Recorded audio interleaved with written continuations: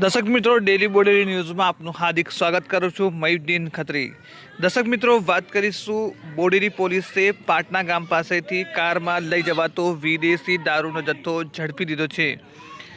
જ્યારે ઝડપાયેલા વિદેશી દારૂની વાત કરીએ તો 2,96,000 ઉપરાંતનો વિદેશી દારૂનો જથ્થો હતો અને કાર અને વિદેશી દારૂનો જથ્થો મળી 8 લાખનો મુદ્દામાલ પોલીસે કબજે કર્યો છે અને એક ઈસમની ધરપકડ કરી છે અને આગળની કાયદેસરની કાર્યવાહી હાથ ધરી છે.